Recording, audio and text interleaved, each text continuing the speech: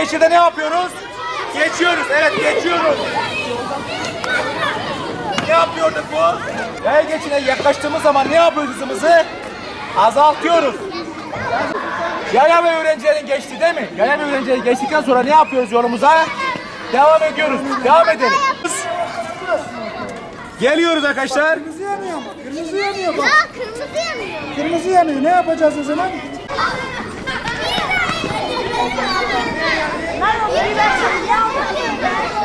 Bu etkinlikte trafik kurallarını, trafikte uymamız gereken kuralları öğrendim.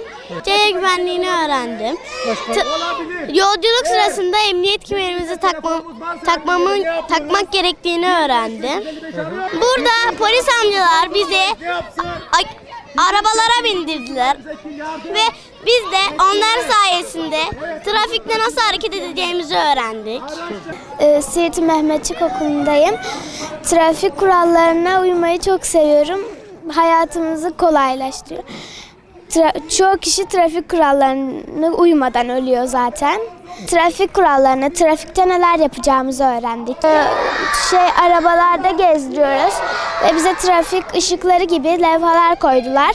Biz de onlara dikkat ederek oynuyoruz burada, eğleniyoruz.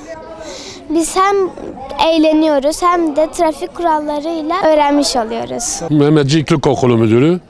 Bugün okulumuzda trafik eğitim tırı bulunmaktadır. Öğrencilerimize çok faydalı, yararlı bir çalışma yapmaktadırlar. Trafik kurallarını öğretmektedirler. Bu çalışma Milli Eğitim Bakanlığı ve İçişleri Bakanlığı'nın ortaklaşa bir protokolü dahilinde yapılmaktadır. İnşallah bu öğrencilerimiz kuralları, trafik kurallarını ve araç kullanmasında babalarına da yardımcı olacak. Hatırlarsınız ki Kurban Bayramı'nda Trafik Müdürlüğü'nün bir kırmızı düdük projesi vardı. Bence o çok faydalı olmuştu.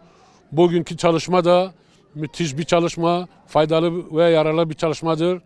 Bu protokolü imzalayan o çalışmayı, bizim öğrencilere bu çalışmayı yapan arkadaşlara da teşekkür ederim. Sayın Valimize de katkılarından dolayı saygılar ve teşekkürler. Evet, bu trafik kurallarının eğitilmesi, öğrencilere aktarılması önümüzdeki yıllarda trafik kazalarının önünü keseceğine inanıyorum.